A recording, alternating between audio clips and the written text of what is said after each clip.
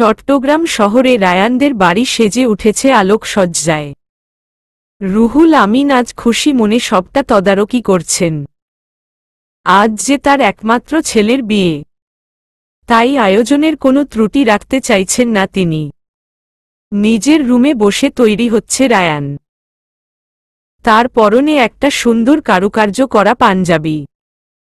সৌভিক রায়ানকে দেখে বলে, তোকে আজ অনেক সুন্দর লাগছে। প্রভা আজ তোকে দেখে একদম ফিদা হয়ে যাবে। রায়ান হেসে বলে, নতুন করে আর কি ফিদা হবে? ও তো 12 বছর ধরেই আমার উপর ফিদা। অন্যদিকে নিজের বাড়িতে তৈরি হচ্ছে প্রভাও। তার পরনে গোলাপি রঙের খুব সুন্দর একটা বেনারসি শাড়ি, সাথে রয়েছে বিভিন্ন ভারী গহনা। সব মিলিয়ে তাকে আজ একদম রানীর মতোই লাগছে। অনুরাধা প্রভার কাছে এসে বলে, তোকে অনেক সুন্দরী লাগছে বউয়ের সাজে। ইস, যদি আমি ছেলে হতাম তাহলে আমিই তোকে বিয়ে করে নিতাম। দেখবি রায়ান ভাইয়া আজ আবার নতুন করে তোর প্রেমে পড়বে। প্রভা মৃদু হাসে। এখন তার চেহারায় সবসময় এই হাসিই বজায় থাকে। দুঃখ যেন বিদায় নিয়েছে তার জীবন থেকে। প্রভা ভাবতে থাকে তার দুঃখের সময়গুলো। সে তো সেদিন ভেবেছিল রায়ানকে দ্বিতীয়বারের মতো হারিয়ে ফেলবে, কিন্তু মিরাক্কেল ঘটে যায়। রায়ানের সেদিন শ্বাস কিছুক্ষণের জন্য বন্ধ হলেও পরবর্তীতে সে আবার শ্বাস নেয়। এরপর 2 মাস কোমায় থেকে রায়ান একেবারে সুস্থ হয়। রায়ান সুস্থ হবার কিছুদিনের মধ্যেই তারা দুজনে বাংলাদেশে ফিরে আসে। আর তখন থেকেই তাদের বিয়ের কথা পাকা হয়।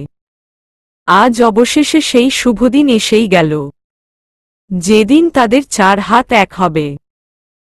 অনুরাধা ও প্রভার কিছু কাজিন মিলে রায়ানকে গেটে আটকে রেখেছে। রায়ান তাদের সকলের উদ্দেশ্যে বলে, বলো তোমাদের দাবি কি? অনুরাধা বলে, বেশি না দুলাভাই, মাত্র 10 লাখ টাকা দিলেই আমরা গেট ছেড়ে দেব। সৌভিক ছিল রায়ানের পাশেই, সে বিষম খেয়ে বলে, এটা একটু বেশিই হয়ে গেল না? এত টাকা তোমরা কি করবে? আমার বন্ধুটার উপর একটু দয়া কর। অনুরাধা বলে, কোনো দয়ামায়া হবে না। তোমার বন্ধু এই 12 বছর ধরে আমার বান্ধবীকে অনেক কষ্ট দিয়েছে, তাই ওকে তো এত সহজে যেতে দেওয়া যাবে না।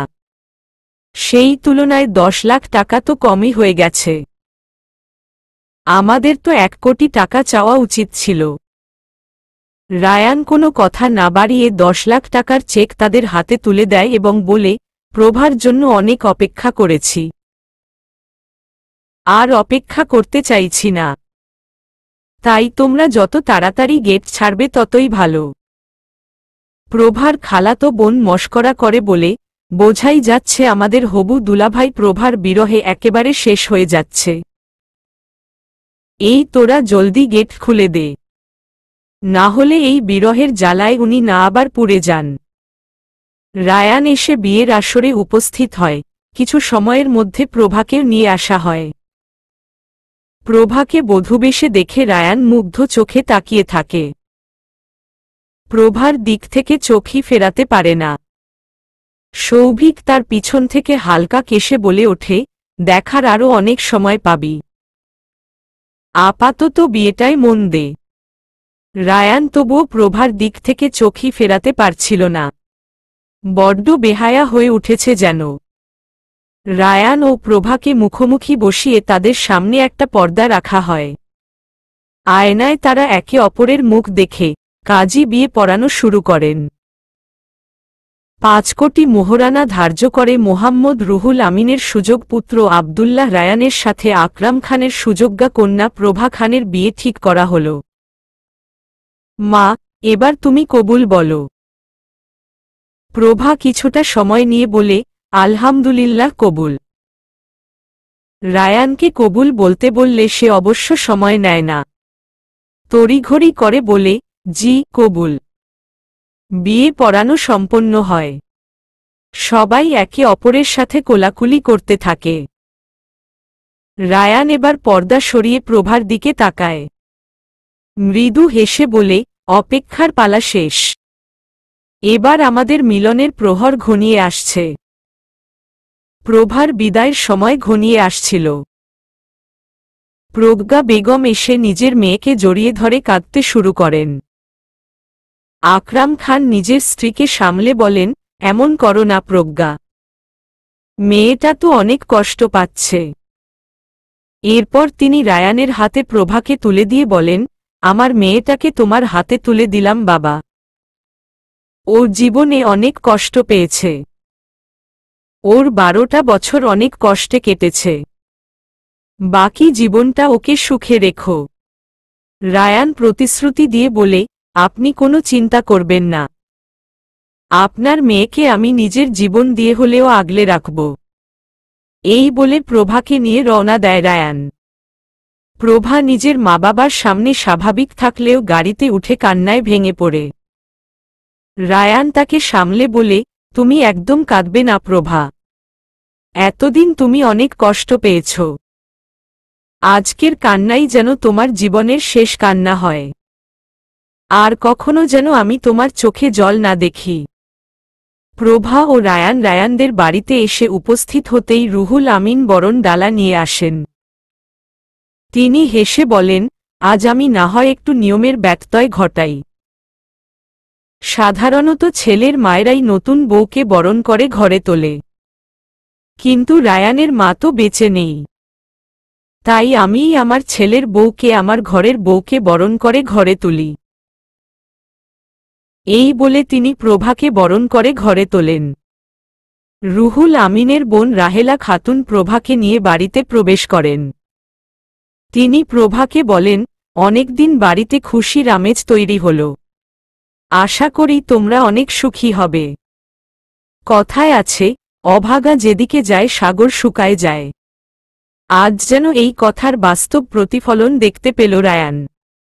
সে এখন তাদের বাসর ঘরের বাইরে দাঁড়িয়ে আছে। সৌভিকের নেতৃত্বে রায়ানের আরও কিছু বন্ধুবান্ধব দাঁড়িয়ে আছে সেখানে। তাদের একটাই দাবি, 20 লাখ টাকা না দিয়ে রায়ান কিছুতেই ভেতরে প্রবেশ করতে পারবে না।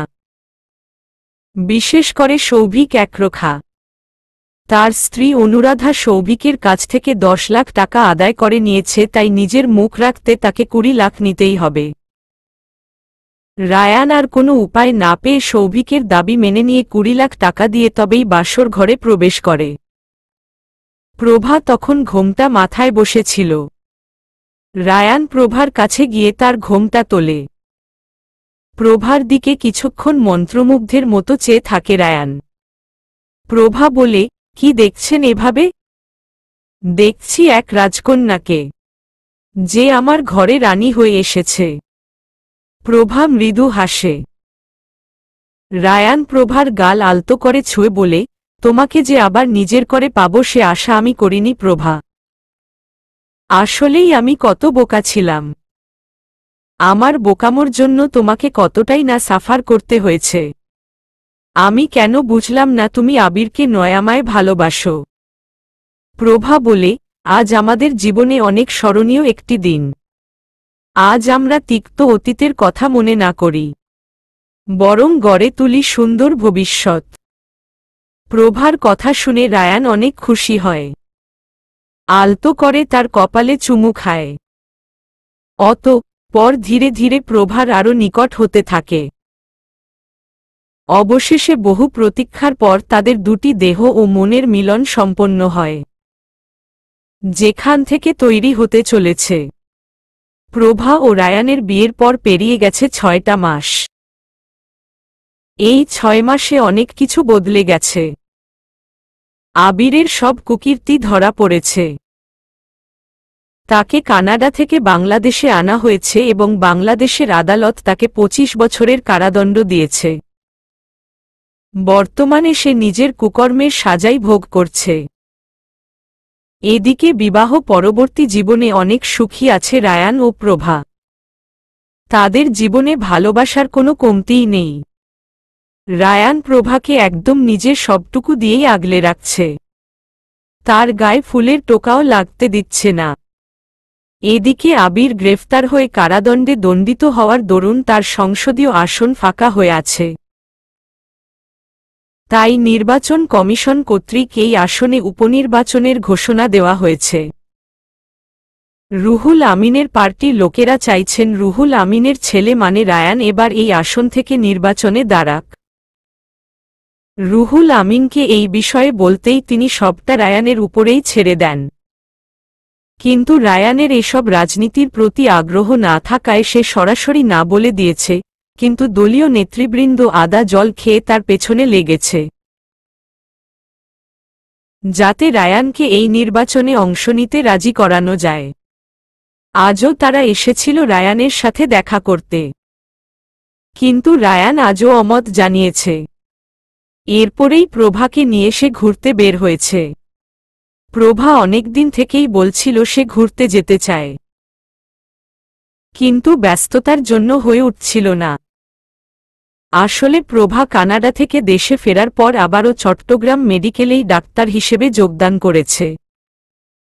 এই জন্য তাকে অনেক ব্যস্ত থাকতে হয়। এদিকে রায়ানও তার বাবার ব্যবসা সামলাচ্ছে, আজ অনেক কষ্টে দুজনেই টাইম ম্যানেজ করেছে। তাই এই সুযোগকে কাজে লাগিয়ে দুজনে ঘুরতে বেরিয়েছে। আজ দুজনে সারাদিন অনেক ঘোরাঘুরি করল। প্রভার খুব আইসক্রিম খেতে ইচ্ছা করছিল। সে রায়ানকে বলে, চলুন না আইসক্রিম খাই। রায়ান প্রভাকে বলে, তুমি না একজন ডক্টর, তুমি এমন কেয়ারলেসের মতো কথা কিভাবে বলতে পারো? এই ঠান্ডায় তুমি আইসক্রিম খাবে? প্রভা বলে, হ্যাঁ আমি ডক্টর, কিন্তু তার আগে আমি একজন মানুষ। আমার তো একটা স্বাদ আহ্লাদ থাকতেই পারে, তাই না? আর কে বলেছে এখন ঠান্ডা পড়েছে? এখনো তো আবহাওয়া বেশ গরমই। রায়ান বলে, বাহ, আমার ইনোসেন্ট গার্ল তো দেখছি বেশ ভালোই কথা বলতে শিখেছে। এখন তো তোমার সাথে কথা দিয়েও আমি পারব না। প্রভা উত্তরে স্মিত হাসে। রায়ান প্রভাকে একটা আইসক্রিম এনে দেয়। অতঃপর বলে, চলো এখন যাওয়া যাক। হ্যাঁ চলো। প্রভা ও রায়ান যেতে যাবে তখনই তারা হঠাৎ দেখতে পায় রাস্তায় কিছু মানুষ আন্দোলন করছে। বেশ বর্ষর জটলা পেকেছে সেখানে। মানুষজন কিছু প্লাকার্ড হাতে বেরিয়েছে। তাদের দাবি একটাই, এলাকার বেহাল অবস্থার উন্নতি করতে হবে। প্রভা ও রায়ান সেদিকে এগিয়ে যায়। মিছিলে কিছু মানুষ বক্তব্য রাখে। তাদেরই একজন বলে, দীর্ঘদিন ধরে এই এলাকায় আবির হোসেন অপশাসন চালিয়েছেন। তার শাসনামলে এখানে কোনো উন্নতি তো হয়নি, বরং আরও অবনতি হয়েছে। রাস্তাঘাটের বেহাল দশা, উন্নয়নের জন্য বরাদ্দ টাকা লুট, অবৈধ প্রকল্প, ড্রেনেজ ব্যবস্থার অবনতি আমরা দেখতেই পাচ্ছি। বৃষ্টি হলে গোটা চট্টগ্রাম শহর ডুবে যায়। সব মিলিয়ে শহরে নাজুক পরিস্থিতি সৃষ্টি হয়েছে।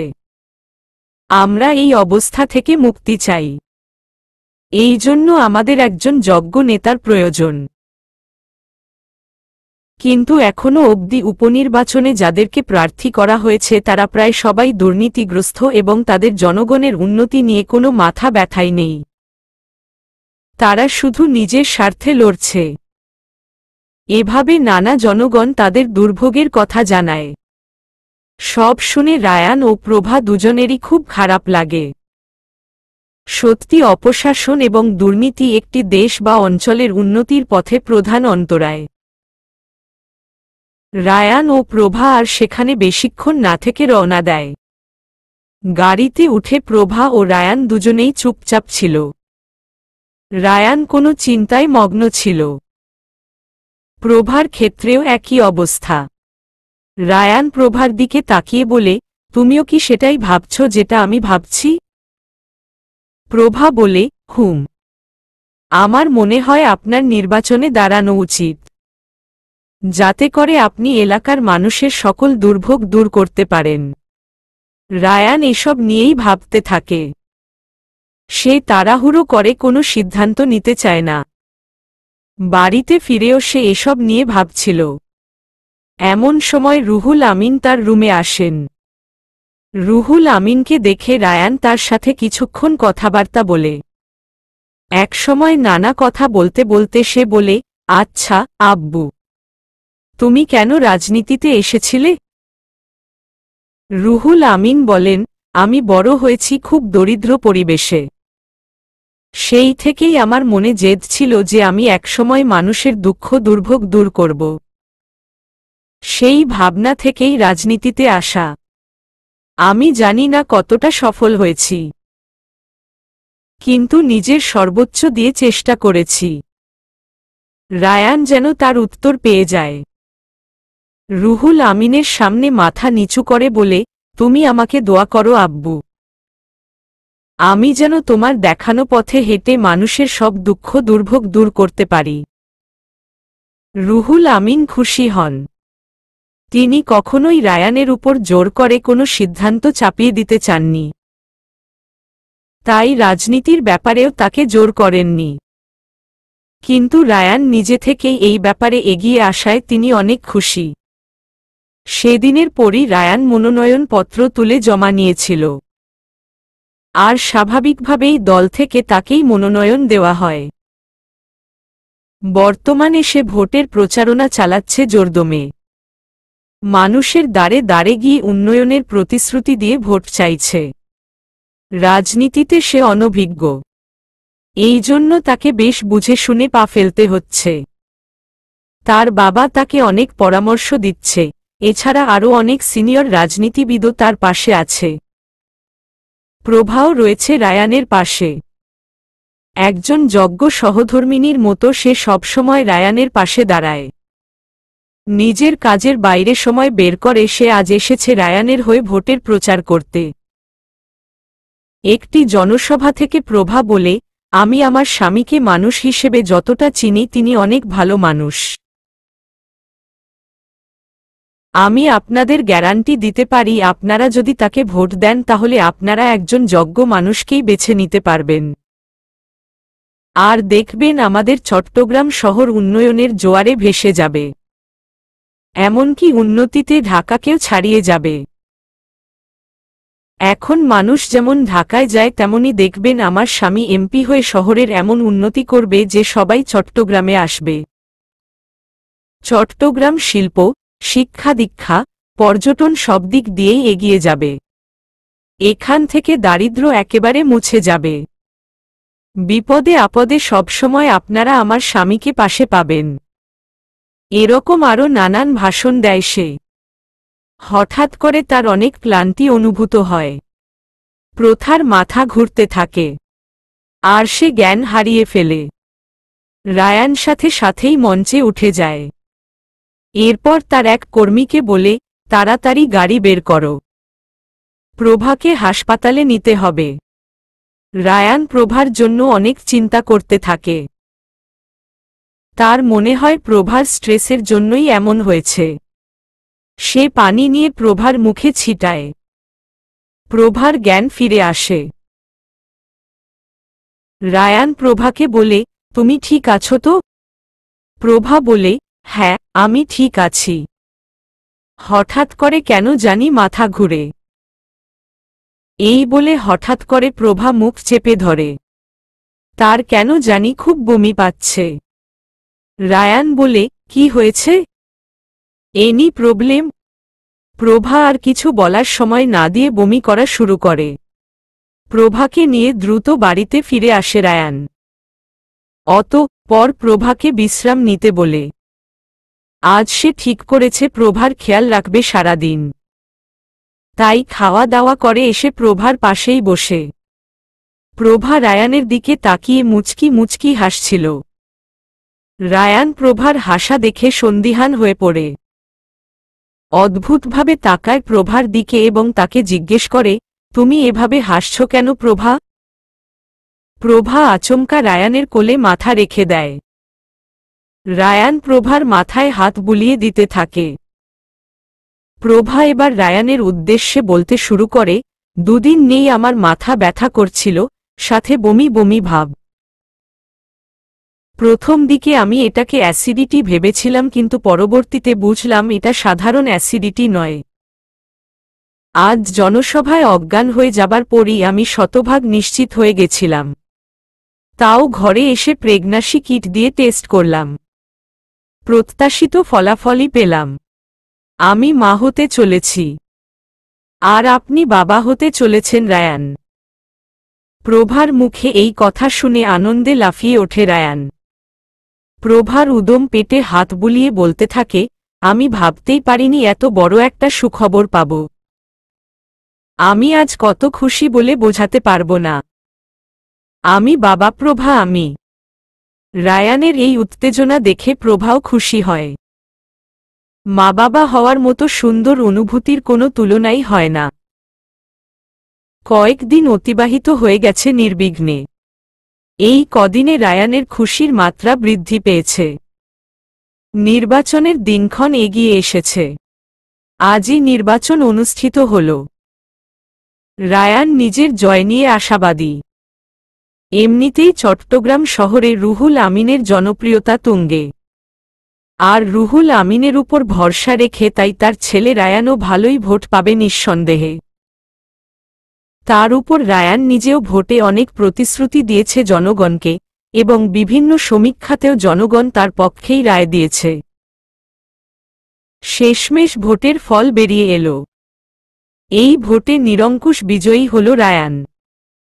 প্রতিদ্বন্দ্বী প্রার্থীকে প্রায় 2.5 লাখ ভোটে হারিয়েছে সে। পুরো শহর জুড়ে বিজয় মিছিল বের করা হয়। চট্টগ্রামবাসী এখন উন্নয়নের স্বপ্নে বিভোর। এদিকে এমপি হওয়ার দরুন রায়ানের ঘাড়ে অনেক দায়িত্ব পড়লেও নিজের স্ত্রীর যত্নে সে কোনো অবহেলা করতে ইচ্ছুক নয়। প্রভার এই সময় অনেক খেয়াল রাখতে হবে। তাই রায়ান প্রভাকে হাসপাতালে যেতে বারণ করেছিল যাতে তার উপর স্ট্রেস কম পড়ে, কিন্তু প্রভা তো প্রভাই। নিজের দায়িত্বে সে কিছুতেই অবহেলা করবে না। তবে অনেক বলে কয় প্রভার ওয়ার্কিং টাইম কমিয়ে এনেছে সে। তাছাড়া বাড়িতে যতক্ষণই থাকে সে প্রভার যত্ন নেয়ার চেষ্টা করে। প্রভাকে নিজের হাতে খাইয়ে দেওয়া, তার খুঁটিনাটি সব কাজ করে দেওয়া সহ সব দিকেই খেয়াল রাখছে সে। অনুরাধাও প্রভার খবরটা পেয়ে তার সাথে দেখা করতে এসেছে। সাথে এনেছে নিজের মেয়ে স্নেহাকেও। অনুরাধা প্রভাকে বলে, আমি খুব খুশি হয়েছি তোর খবরটা পেয়ে। দুই বান্ধবী মিলে অনেক গল্প করে। অনুরাধা নিজের প্রেগন্যান্সির এক্সপেরিয়েন্স শেয়ার করে প্রভার সাথে। যদিও একজন ডাক্তার হিসেবে তার এসব সম্পর্কে ধারণা আছে, তবে তবুও নতুন করে এসব জেনে তার ভালোই লাগছে। আসলে প্রথমবার মা হচ্ছে তো, তাই অনুভূতিটা অনেক সুন্দর। 9 মাস পর প্রভা ও রায়ান একসাথে সময় পার করছিল। রায়ান এতদিন ঢাকায় ছিল। আজ চট্টগ্রামে ফিরেই প্রভার খেয়াল রাখছে পুরোদমে। আর কিছুদিন পরেই প্রভার ডেলিভারি ডেট। তাই বর্তমানে সে বেড রেস্টেই থাকে সবসময়। আজ কথায় কথায় প্রভা হঠাৎ বলে, আচ্ছা তোমার কি মনে হয় আমাদের ছেলে হবে না মেয়ে? রায়ান হেসে বলে, ছেলে মেয়ে নিয়ে আমার কোনো মাথা ব্যথা নেই। আমি তো চাই যেই আসুক সে সুস্থভাবে পৃথিবীতে আসুক। তবে আমি শুনেছি মেয়েরা বাবার অনেক আদরের হয়। তাছাড়া আমি নিজের মাকে কখনো পাশে পাইনি। তাই মেয়ে হলে আমি একটু বেশিই খুশি হব। আমার মনে হবে আমার মেয়ে 9 মা এসেছে আমার কাছে।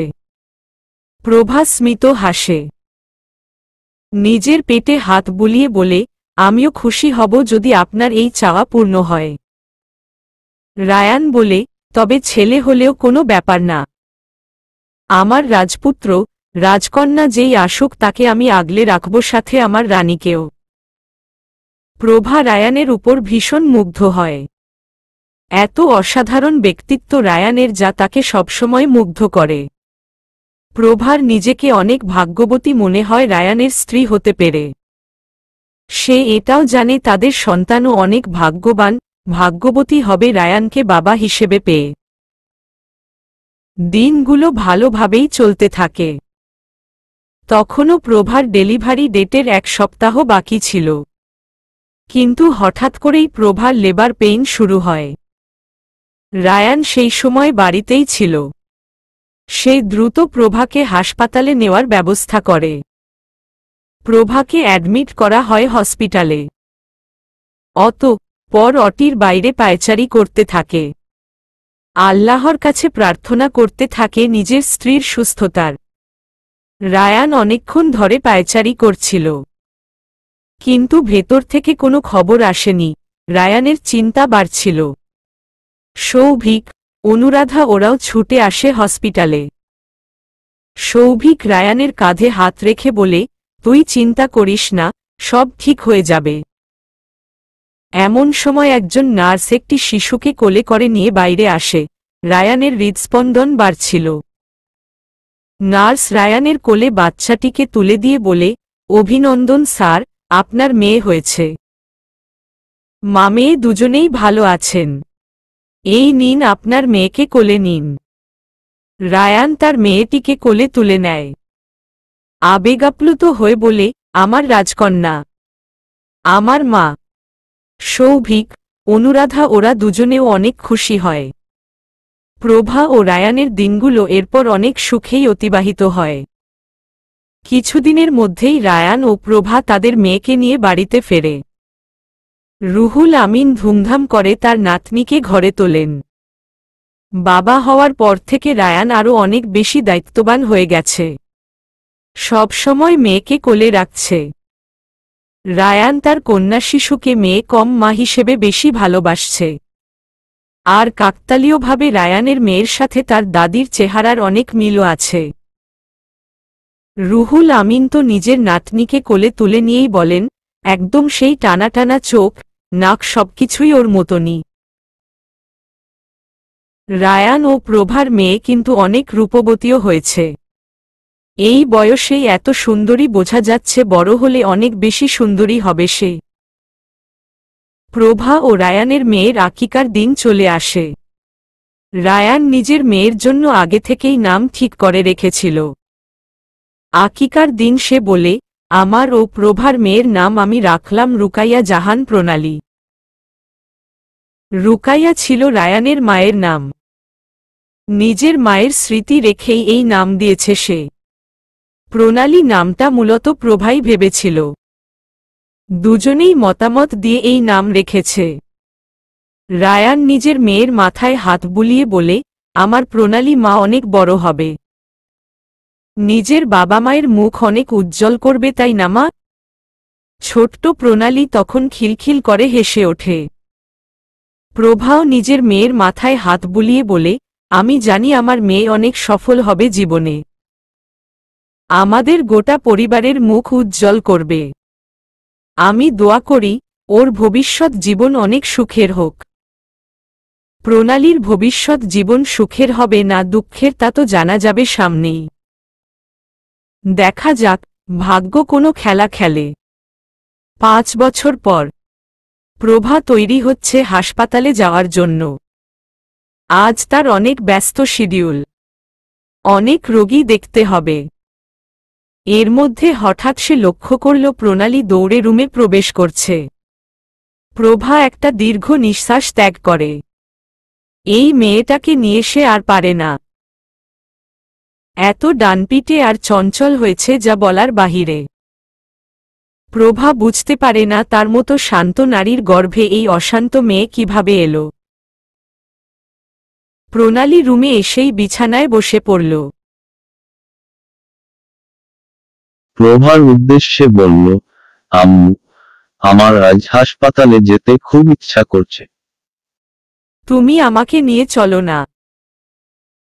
প্রভা ফোঁস করে নিঃশ্বাস ছেড়ে বলে, ওখানে গিয়ে তুমি কি করবে? তোমার আজ স্কুল আছে না? প্রণালী মুখ ভার করে বলে, আমার আজ স্কুলে যেতে একদমই ইচ্ছা করছে না। তুমি আমায় হাসপাতালে নিয়ে চলো না। তুমি বেশ পরাচর হয়েছ দেখছি।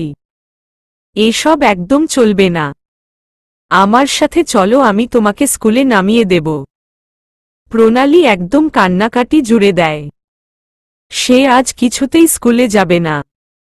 প্রভা নিজের এই জেদি চঞ্চল মেয়েটাকে সামলাতে ব্যর্থ হয়। এমন সময় রায়ানও রুমে চলে আসে।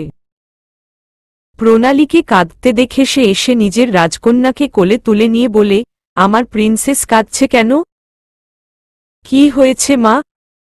প্রণালী গাল ফুলিয়ে বলে, আমি আজ স্কুলে যাব না বাবা। রায়ান বলে, কোনো ব্যাপার না, আজ আমি তোমাকে নিয়ে না হয় ঘুরতে যাব। প্রভা বলে, এভাবেই মেয়েকে মাথায় তোলো, ওকে আশকারা দিয়ে তুমি কিন্তু একদম ঠিক করছো না। সামনে ওর অ্যানুয়াল এক্সাম, এই সময় ফাঁকিবাজি আমি একদম বরদাস্ত করব না। তুমি এমন করছো কেন প্রভা? একটা দিনেরই তো ব্যাপার, আমি না হয় ওকে নিয়ে আজ ঘুরতে যাব। কেন, তোমার কাজ নেই?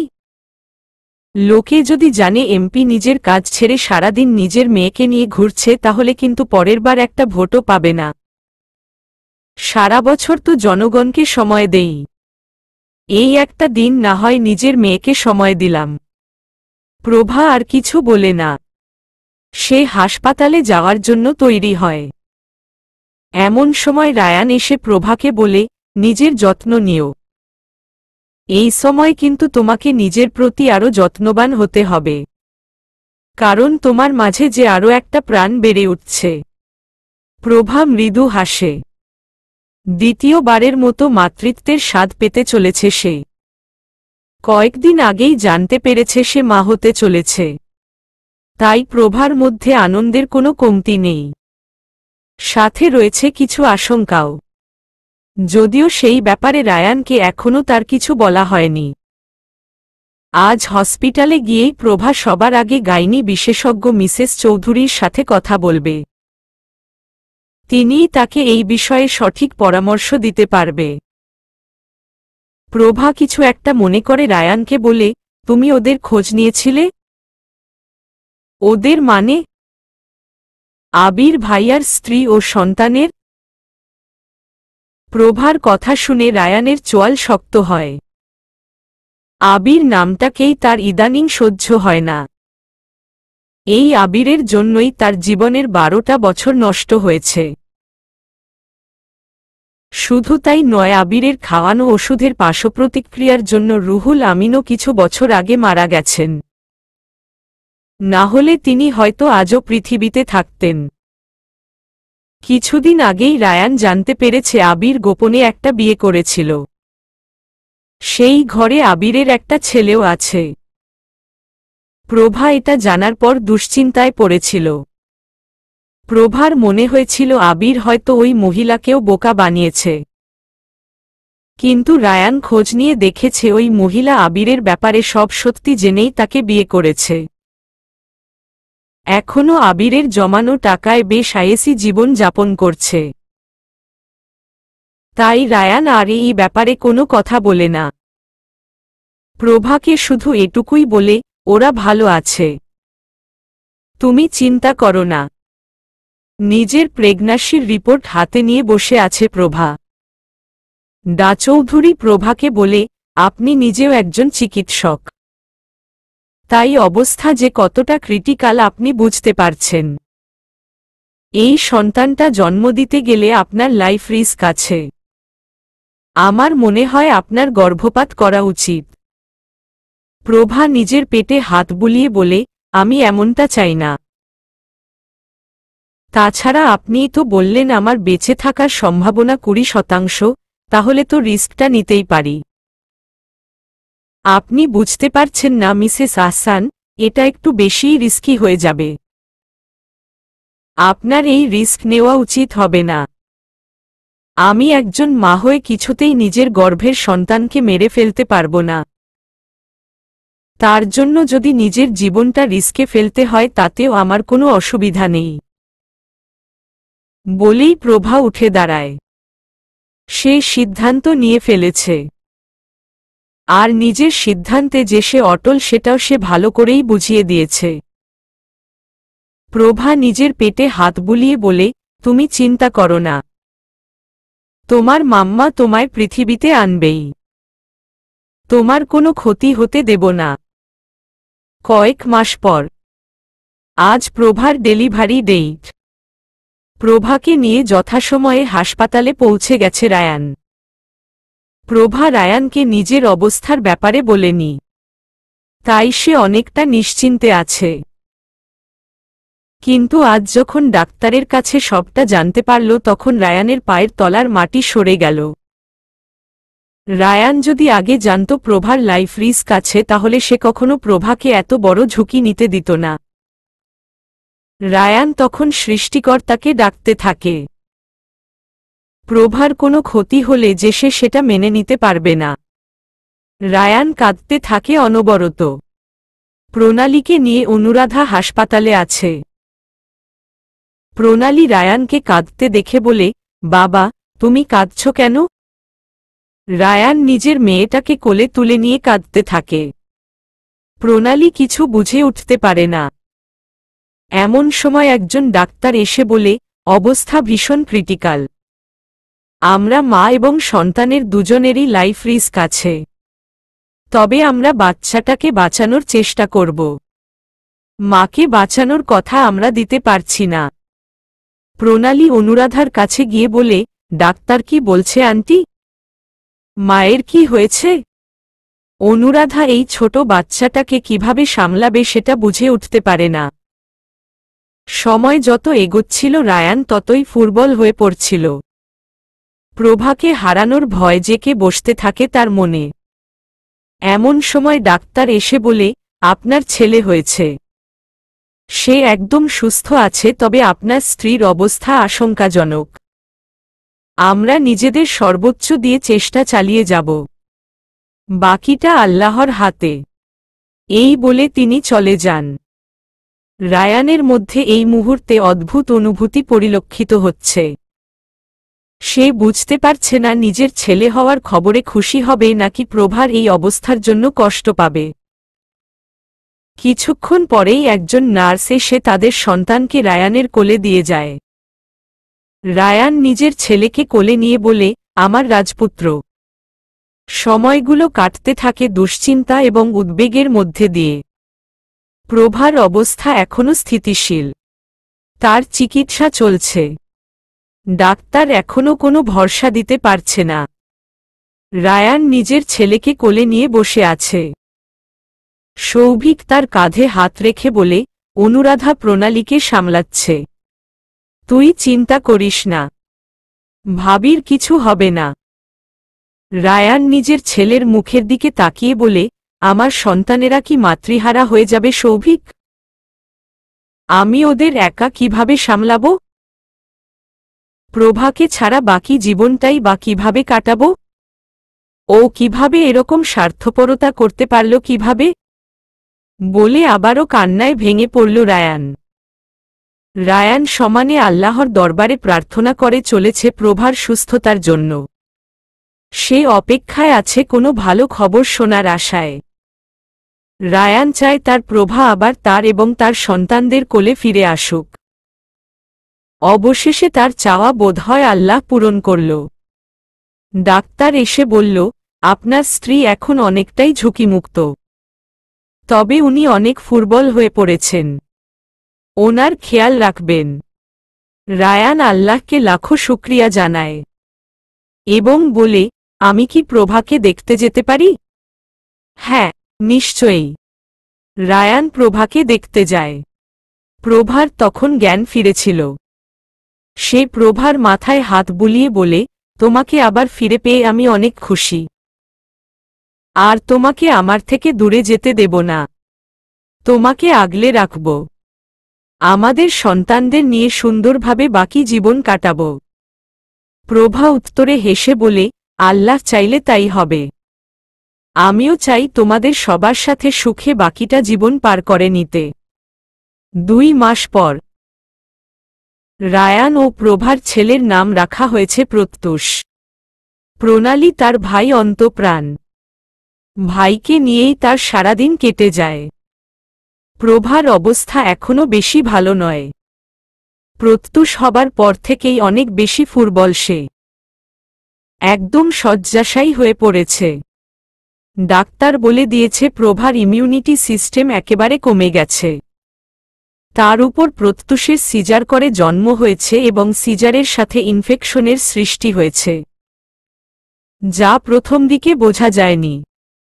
এখন পরিস্থিতি আরও খারাপ হয়েছে। প্রভা বিছানা থেকে একদম উঠে দাঁড়াতে পারে না। তাই প্রত্যুষের দেখাশোনার জন্য একজন নার্সের ব্যবস্থা করেছে রায়ান। সেও যথাসম্ভব নিজের স্ত্রী সন্তানের খেয়াল রাখছে। প্রভার জন্য রায়ানের এখন অনেক চিন্তা হয়। তাই আজ নিজের অনেক জরুরি সভা থাকলেও সে আসে নিজের প্রিয়তমা স্ত্রীকে দেখার জন্য। আর এসেই দেখল প্রভা গোঙাচ্ছে। রায়ান প্রভার মাথার পাশে বলে, তার মাথায় হাত বুলিয়ে বলে, খুব কষ্ট হচ্ছে তোমার? ডাক্তার ডাকব? প্রভা কষ্টমিশ্রিত গলায় বলে, আর না রায়ান, আমি বড্ড ক্লান্ত হয়ে পড়েছি, আমি আর পারছি না। রায়ান অসহায়ভাবে তাকিয়ে থাকে প্রভার দিকে। প্রভার চোখে মুখে আজ কোনো কষ্ট নেই। সে হাসছে। রায়ানের হাতটা ধরে বলে, জানো আমি না তোমাকে ভালোবাসি, অনেক বেশি ভালোবাসি। আমার সন্তানদেরকেও আমি অনেক ভালোবাসি। তোমাদের ছেড়ে আমি কোথাও যেতে চাই না, কিন্তু আমার হাতে মনে হয় আর বেশি সময় নেই। এসব তুমি কি বলছো প্রভা? কিছু হবে না তোমার। প্রভা স্মিত হেসে বলে, জানো যখন কানাডায় তোমার জীবন সংশয় চলছিল তখন আমি আল্লাহকে বলেছিলাম আমার জীবনের বিনিময়ে যেন তোমায় বাঁচিয়ে দেয়। আল্লাহ বোধহয় আমার সেই কথা শুনেছেন। তাই আমার কোনো আফসোস নেই।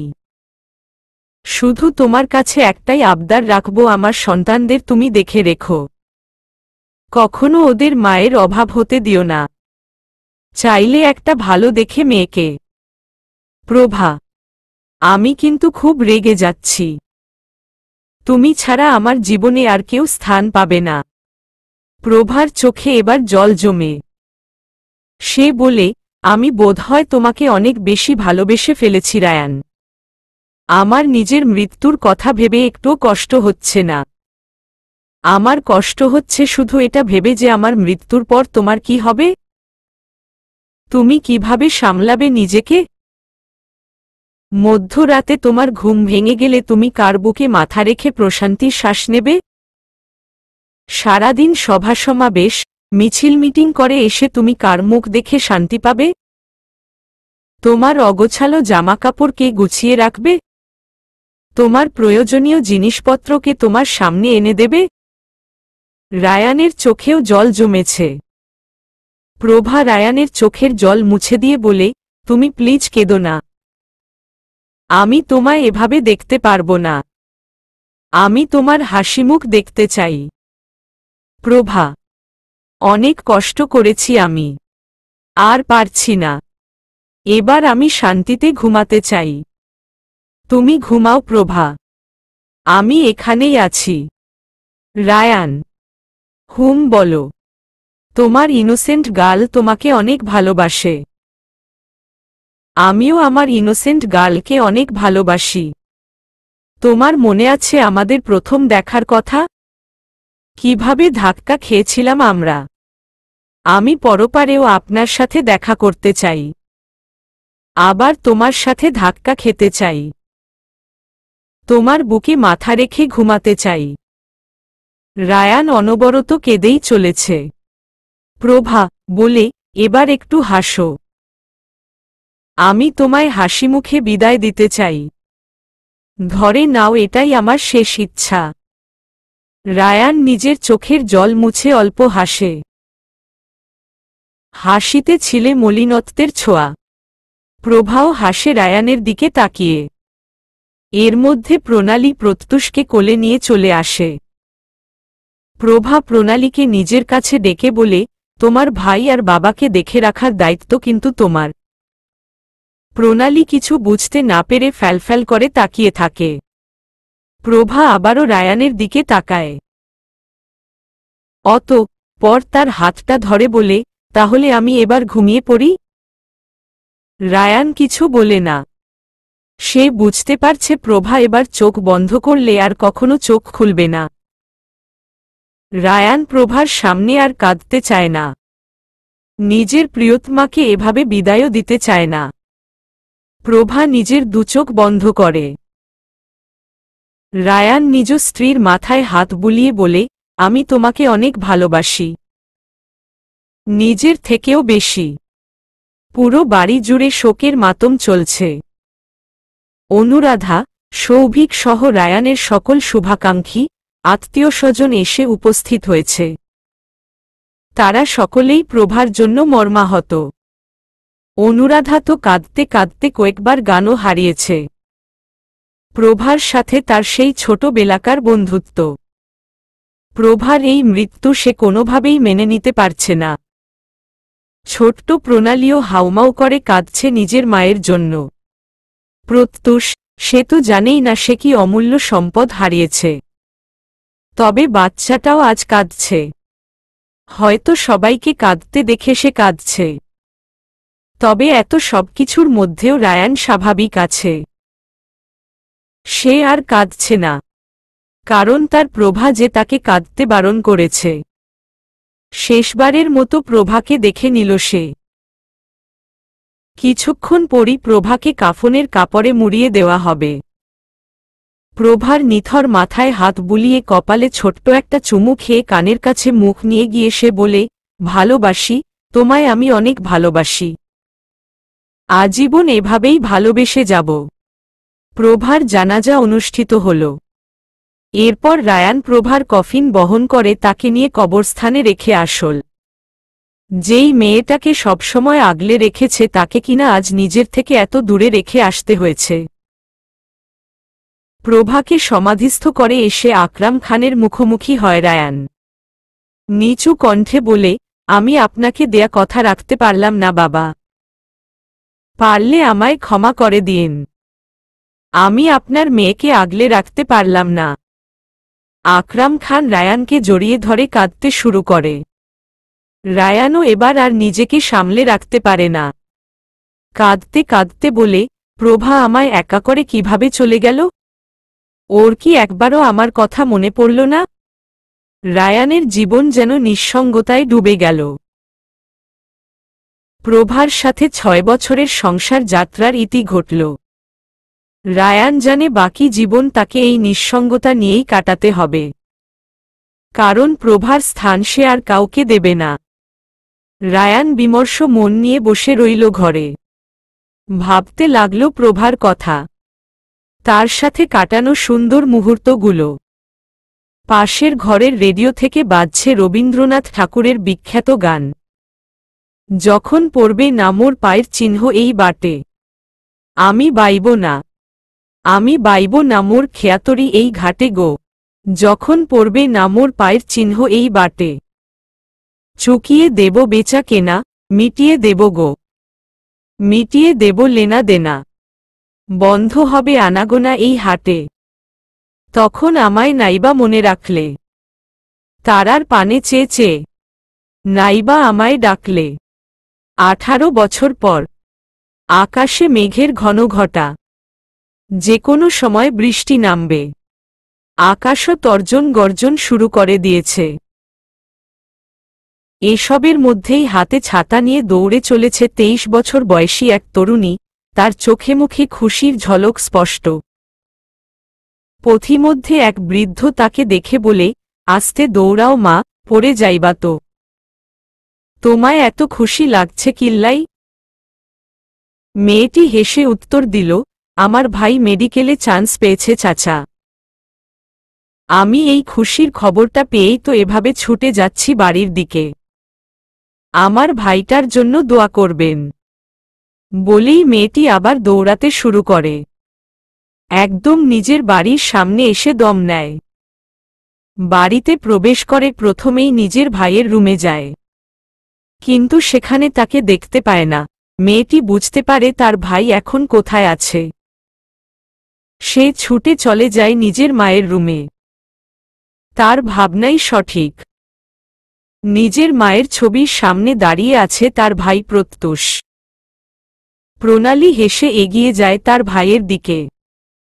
প্রত্যুষের কাঁধে হাত রাখতেই প্রত্যুষ স্বাভাবিকভাবে ফিরে তাকায়। প্রণালী দেখতে পায় তার ভাইটা কাঁদছে। সাথে সাথেই সে জড়িয়ে ধরে নিজের ভাইকে, অতঃপর শান্ত গলায় বলে, পাগল ছেলে, আজকের মতো একটা খুশির দিনে তুই এভাবে কাঁদছিস কেন? প্রত্যুষ ব্যথিত কণ্ঠে বলে, আজ মা বেঁচে থাকলে খুব খুশি হতো। তাই না আপি? প্রণালীর চোখও এবার জলে ভিজে যায়। সে তাকায় তাদের মা প্রভার ছবির দিকে। আজ 18 বছর হয়ে গেছে প্রভার মৃত্যুর। মাকে ছাড়া 18 বছর পার করে দিল তারা দুজনে। প্রণালী তো তবুও মায়ের ভালোবাসাটুকু পেয়েছিল, মায়ের মুখটাও মনে পড়ে অল্প স্বল্প। কিন্তু তার হতভাগা ভাইটার তো সেই সৌভাগ্যও নেই। মাত্র 2 মাস বয়সে মাকে হারিয়েছে সে। কিন্তু মায়ের প্রতি ভালোবাসার বিন্দুমাত্র কমতি নেই। তাই তো মায়ের প্রফেশনটাই বেছে নিল সে। প্রণালী প্রত্যুষকে জড়িয়ে ধরে। তার মাথায় হাত বুলিয়ে শান্ত স্বরে বলে, মা যেখানেই থাকুক না কেন, তোর এই সাফল্যে অনেক খুশি হয়েছে ভাই। দরজায় দাঁড়িয়ে ভাইবোনের এই সুন্দর মুহূর্তগুলো দেখছিল রায়ান। তার চোখেও জল এসে গেছে। আজ 18 বছর হয়ে গেল তার প্রিয়তমা স্ত্রীকে হারিয়ে ফেলেছে। তারপর থেকে 2 ছেলে মেয়েকে ঘিরেই তার জীবন। রায়ানের মধ্যেও এখন অনেক পরিবর্তন এসেছে। বয়স 60 ছুঁই ছুঁই। চুল, দাড়িতে পাক ধরতে শুরু করেছে। চোখে মোটা ফ্রেমের চশমা। একজন ছাপোষা বাঙালি পিতার মতোই তার অবস্থা। প্রত্যুষের নজর যায় তার বাবার দিকে। সে বলে, বাবা, তুমি ওখানে দাঁড়িয়ে আছো কেন? ভেতরে আসো। প্রণালীও তাকায় নিজের বাবার দিকে। রায়ান ভেতরে এসে প্রত্যুষকে অভিনন্দন জানিয়ে বলে, আমি অনেক খুশি হয়েছি প্রত্যুষ। আমি আশা করি তুমিও তোমার মায়ের মতো অনেক ভালো ডাক্তার হতে পারবে। আর কিছু না বলেই তিনি চলে যান। প্রণালী প্রত্যুষকে বলে, ভাই তুই কি খেতে চাস বল, আমি তোকে আজ সেটাই রান্না করে খাওয়াবো। প্রত্যুষ সামান্য হাসার চেষ্টা করে বলে, তোর যা ভালো লাগে তাই কর, আমি সেটাই খাব। নিজের রুমে বসে ভার্সিটির কিছু অ্যাসাইনমেন্ট করছিল প্রণালী। বর্তমানে সে একটি স্বনামধন্য প্রাইভেট ভার্সিটিতে ল নিয়ে পড়ছে।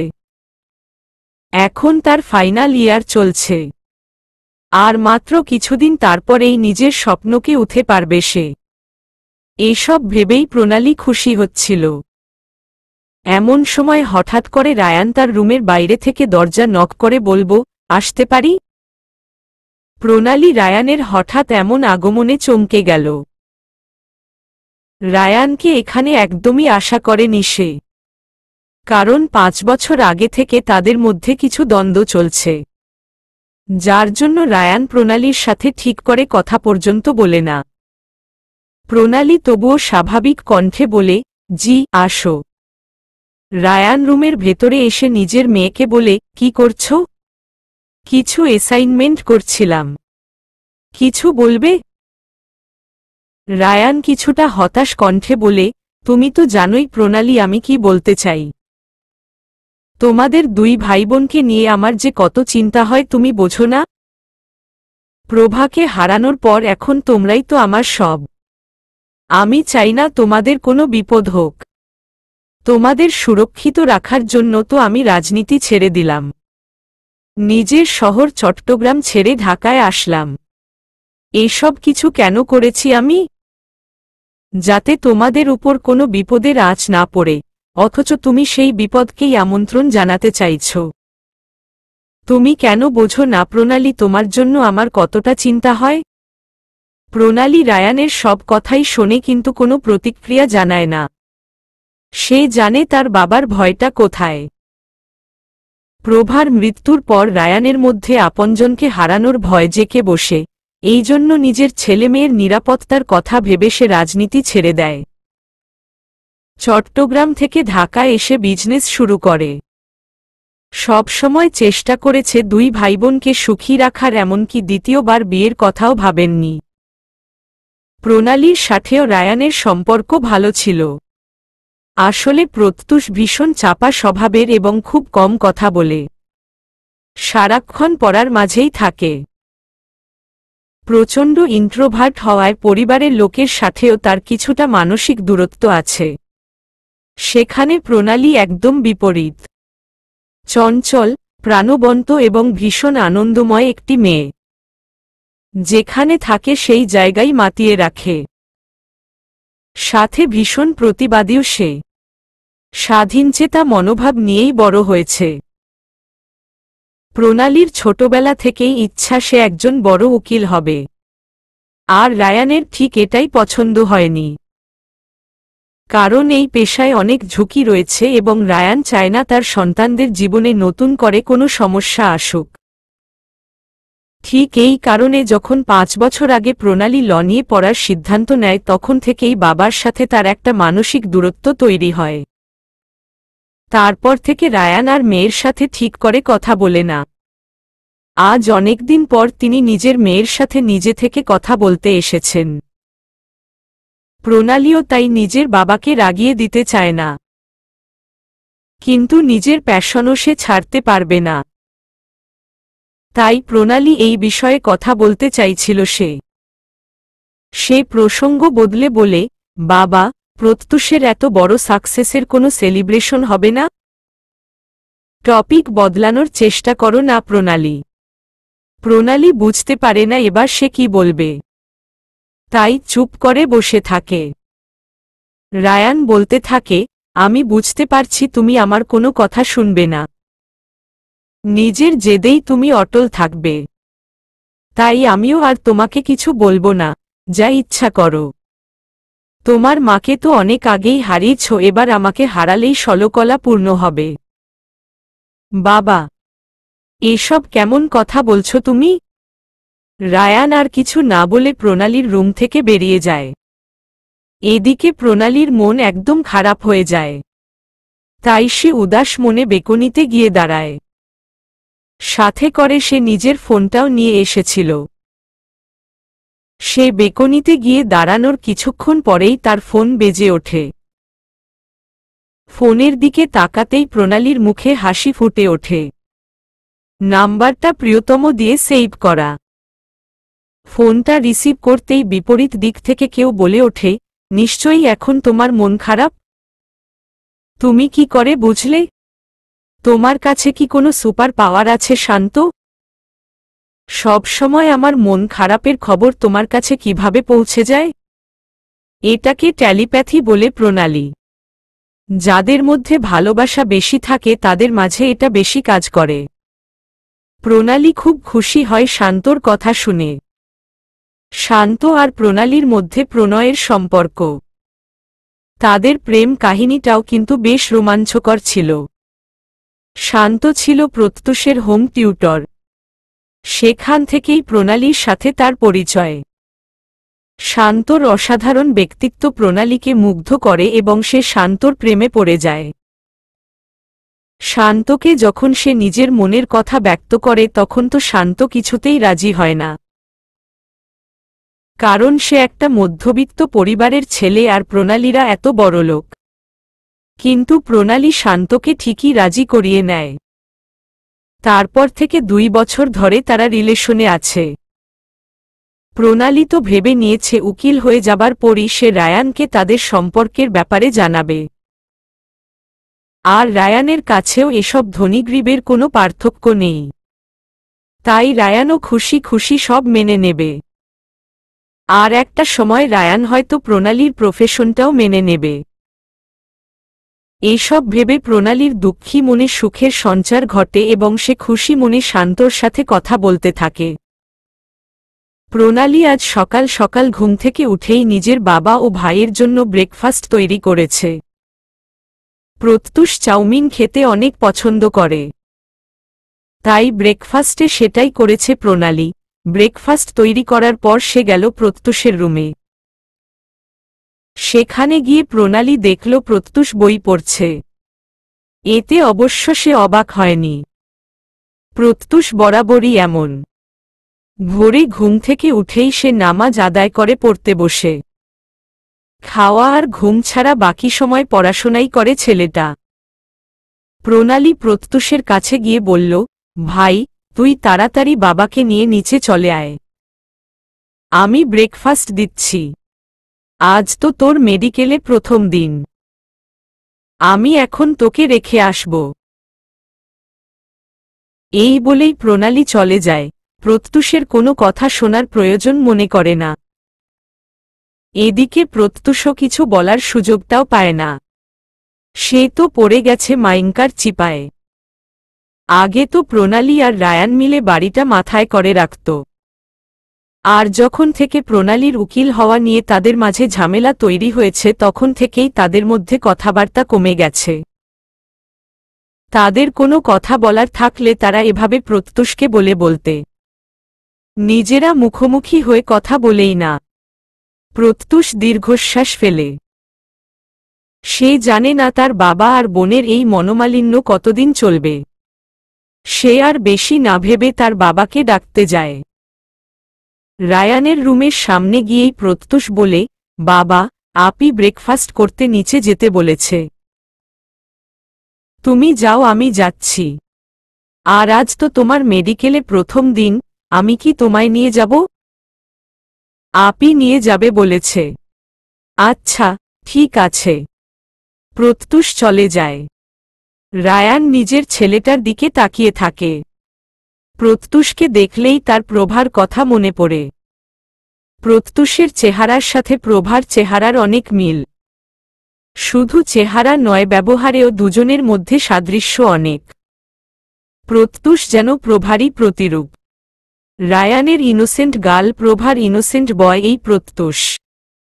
শান্তশিষ্ট এবং ভদ্র, শুধু তাই নয়, বেশ বাধ্য ছেলেও।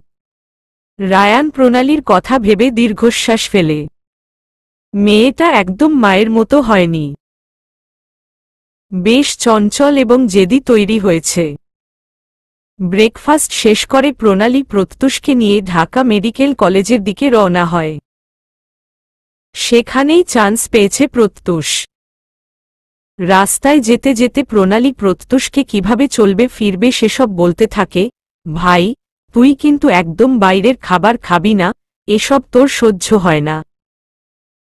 তোর খিদে পেলে টিফিন করে দিয়েছি, সেটা খাবি। আর হ্যাঁ, সবসময় এমন আতেল হয়ে থাকবি না মোটেও। তোকে তো যেই পায় বোকা বানিয়ে যায়। একটু চালাক হ, বুঝলি? হু। আরে কি হু হু করছিস? যা বলছি মন দিয়ে শোন। কেউ যদি তোকে বিরক্ত করে তাহলে আমায় এসে বলবি। তারপর আমি তাকে দেখে নেব। প্রণালীর ভাইয়ের সাথে লাগতে আসার ফল বুঝিয়ে দেব। প্রত্যুষ আর কিছু না বলে চুপচাপ থাকে। প্রণালী তাকে এখনো ছোট বাচ্চার মতোই ট্রিট করে, যেন সে স্কুলে পড়ে। প্রত্যুষের মনে পড়ে যায় তাদের স্কুলের দিনগুলোর কথা। প্রণালী কিভাবে সবসময় তাকে প্রোটেক্ট করত। একবার একটা ছেলে প্রত্যুষকে মেরেছিল স্কুলে। প্রণালী কোনোভাবে সেটা জানতে পেরে নিজের বন্ধুদের সাথে মিলে ছেলেটাকে বাথরুমে নিয়ে গিয়ে সেই মার মেরেছিল। শেষ পর্যন্ত গার্জিয়ানদের কল করা হয়েছিল। এসব ভেবেই হাসতে থাকে প্রত্যুষ। তার বোন তাকে সত্যি ভীষণ ভালোবাসে। হঠাৎ করে জ্যামে গাড়ি আটকে যায়। প্রণালী অবাক হয়ে বলে, এই রাস্তায় তো জ্যাম হয় না। আজ হঠাৎ কি হলো? ড্রাইভার বলে, সামনে খুব জটলা। মনে হয় কোনো ঝামেলা হয়েছে। প্রণালী বলে, ব্যাপারটা দেখতে হচ্ছে। বলেই গাড়ি থেকে নেমে দাঁড়ায়।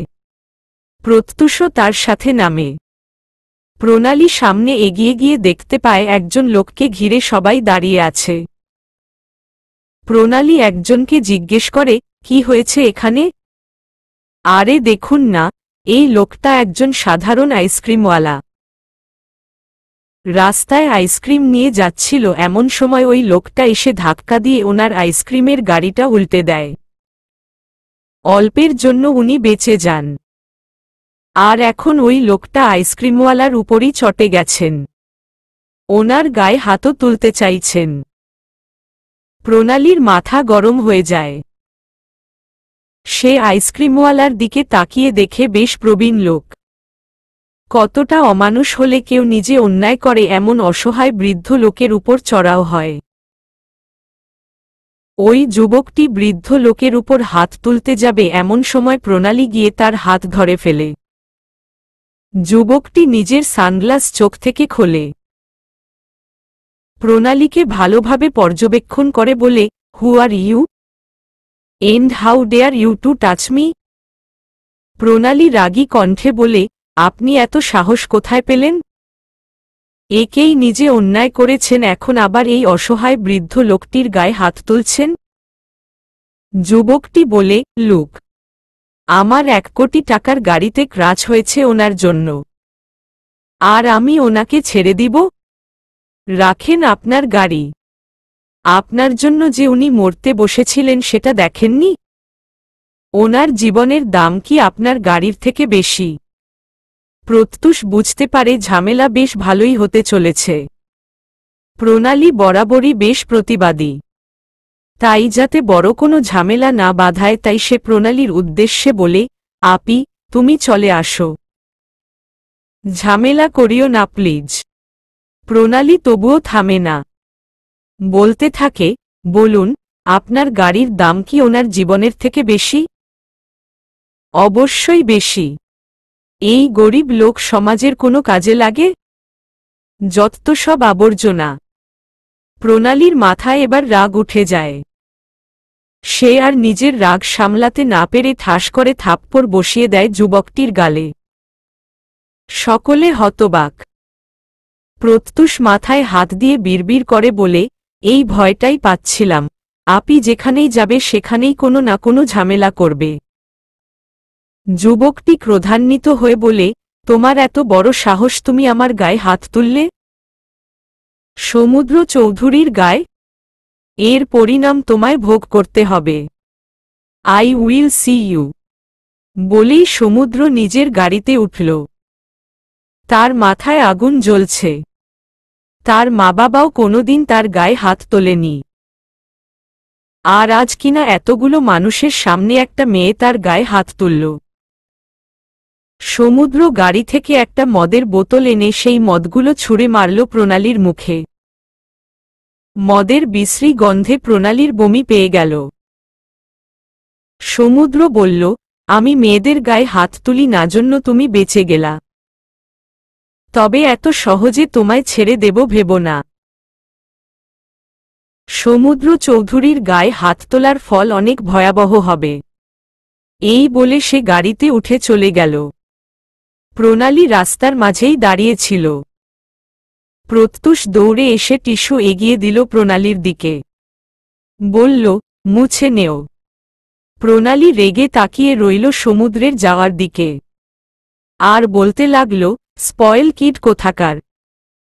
প্রত্যুষ বলল, তোমাকে আমি বলেছিলাম ঝামেলা না করতে, দেখলে তো কি হলো। বাবা এসব জানলে খুব রেগে যাবে। বাবাকে কিছু বলতে হবে না, তুই গাড়িতে উঠে পড়, দেরি হয়ে যাচ্ছে। এসব স্পয়েল কিডকে নিয়ে বেশি ভাবতে হবে না। এই বলে সে নিজের ব্যাগ থেকে ৫,০০০ টাকা বের করে আইসক্রিমওয়ালাকে দিয়ে বলে, এই নিন আপনার ক্ষতিপূরণ, এটা দিয়ে নতুন গাড়ি কিনে নিন। প্রত্যুষকে মেডিকেল কলেজের সামনে নামিয়ে দিয়ে প্রণালী শান্তর সাথে দেখা করতে রমনায় এল। সকালের ঘটনাটা ভেবে এখনও তার মাথায় আগুন জ্বলছে। শান্ত প্রণালীর মুখ দেখেই বুঝতে পারল সে রেগে আছে। তাই তো জিজ্ঞেস করল, কি হয়েছে তোমার? এত রাগী লাগছে কেন? প্রণালী তখন শান্তকে সব খুলে বলে। সব শুনে শান্ত হেসে বলে, তুমি সত্যিই বেশ সাহসী প্রণালী, একদম ঝাঁসি কি রানী। প্রণালী বলে, আমার এই জন্য এমন রিচ কিডদের সহ্য হয় না। বাপের টাকায় মস্তি করে বকে যায় একদম। তুমিও তো রিচ কিড। হ্যাঁ, কিন্তু আমি বা আমার ভাই আমাদের বাবার কড়া শাসনে বড় হয়েছি তাই বকে যায়নি। তবে বেশিরভাগ রিচ কিডই বকে যাওয়া। এই জন্য তো আমি সবসময় চাই কোনো সাধারণ ফ্যামিলিতে বিয়ে করতে। কিন্তু তোমার বাবা যদি কোনো রিচ ফ্যামিলিতেই বিয়ে দিতে চায়? বাবা এমন করবে না, বলেই শান্তর কাঁধে মাথা রাখে প্রণালী। To be continue.